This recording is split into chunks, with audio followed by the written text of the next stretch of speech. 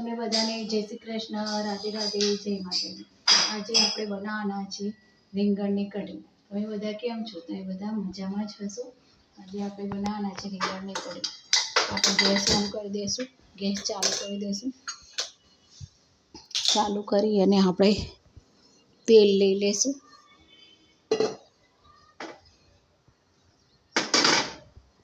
આમાં આપણે જીરું અને ડાળ છે, 1 ચમચી જેવું લીધું. અડધી ચમચી 2 વાર લીધું એટલે 1 ચમચી જેવું લીધું છે. મેથીના થોડા દાણા છે, 3-4 રાઈ છે અને એ છે. અને હવે આના અંદર થોડું પાણી છે એટલે થોડું કોરું પડી જાય એટલે આપણે તેલ નાખીએ. અહીંયા આપણે 1-1.5 પડી જેટલું તેલ લઈ લીધું છે.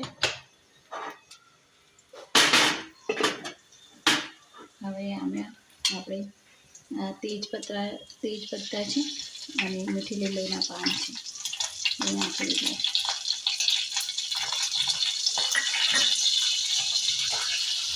હવે આપણે લીલા મરચાં નાખી દઈશું. હવે આપણે થોડી 1 ચપટી હિંગ નાખી દઈશું.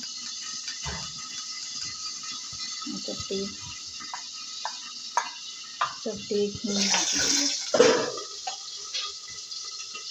હવે આપણે એમાં નાખી દઈએ આપણે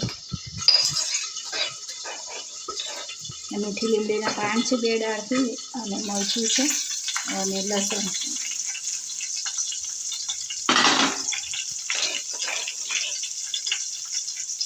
એ નાખી દઈશું.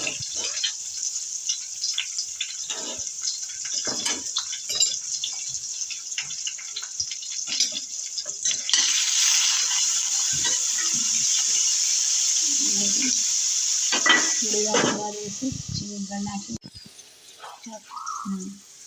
હવે આમાં લીલું મરચું તો આપણે નાખ્યું છે, પણ આટલું અડધી ચમચી જેટલું મરચું નાખી દઈશું.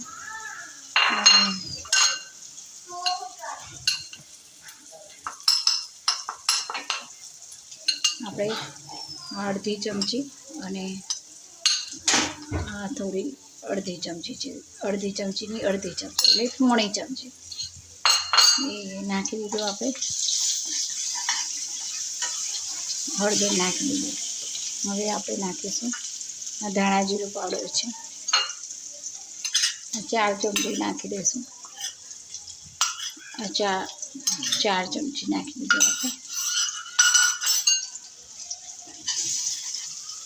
હવે આપણે રીંગણ નાખી દઈશું.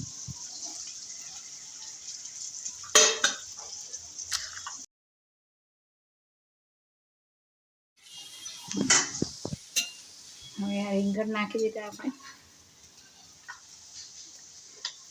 આ ખેતરના તાજા રીંગણ છે, બજારમાંથી લાવેલા નથી, ખેતરમાંથી ડાયરેક્ટ તાજા રીંગણ છે. નાના 3 જેવા રીંગણ મીડિયમ સાઈઝના સમારી લીધા છે. હવે આપણે આમાં નાખી દઈશું મીઠું નાખી દઈશું.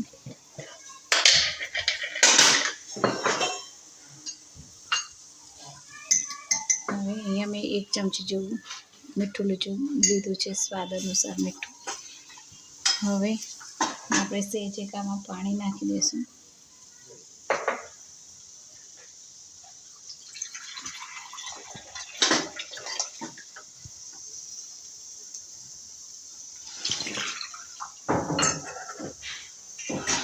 રીંગણને ચડવા માટે પહેલાં રીંગણ ચડી જાય પછી આપણે આમાં છાશ નાખીશું. પહેલાં છાશ નથી નાખવાની, ખટાશના કારણે છાશ આ રીંગણ ચડશે નહીં, ખટાશના કારણે, એટલે છાશ આપણે પછી નાખીશું.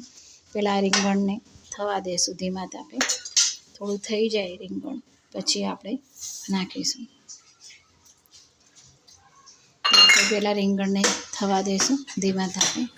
એ થઈ જાય પછી આપણે છાશ નાખીશું.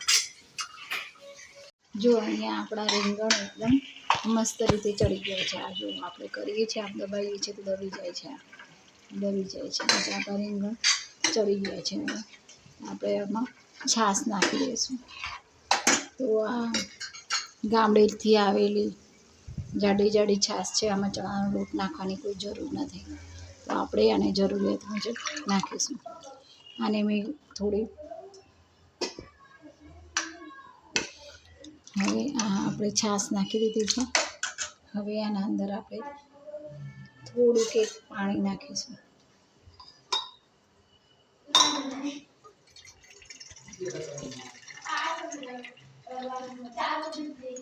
હવે થોડું આપણે પાણી આટલું નાખીને અડધો ગ્લાસ જેવું.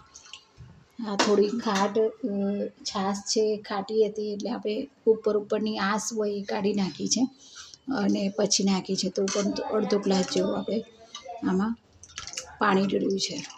હવે આપણે આને થોડું થવા દઈશું, ઉકળવા દઈશું. કઢીને ઉકળી જાય કઢી એટલે આપણે બંધ કરી દઈશું. હવે આપણી આ કઢી થઈ ગઈ છે. આ જો એકદમ થઈ ગઈ છે, રસ થઈ ગઈ છે.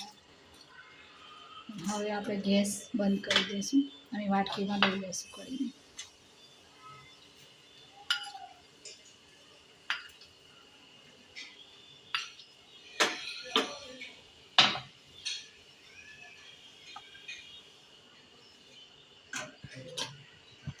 આપણી આ કઢી છે તૈયાર થઈ ગઈ છે. આને કોથમીરથી આપણે ગાર્નિશિંગ કરીશું. કોથમીરથી આપણે એને સજાવીશું. અને આ છે માખણ અને આ મકાઈનો રોટલો છે. માખણ ઉપર રાખેલું છે. આ તમે ખાઓ તો પીઝા, બર્ગર ને આ બધું ભૂલાઈ જાઓ ખાવાનું, બહારનું બધું. આ દેશી ખાવાનું છે આપણે. મસ્ત મજાની રીંગણવાળી કઢી, માખણ અને રોટલો મકાઈનો. આ આપણી કઢી તૈયાર થઈ ગઈ છે. આ આપણો માખણવાળો રોટલો છે, મકાઈનો રોટલો. આ માખણ છે અને મસ્ત દેશી એકદમ ખાવાની મજા આવી જાય તેવું આપણું ખાવાનું તૈયાર છે. તમે પણ એકવાર બનાવજો અને બનાવીને જોજો. રીંગણની કઢી પણ બહુ મસ્ત ભાવતી હોય છે. અને આ ઘરની ગામડાની છાશ છે, ખેતરના તાજા રીંગણ છે અને માખણ પણ ઘરનું છે. તો તમે એકવાર બનાવજો, તમને કેવું લાગે છે.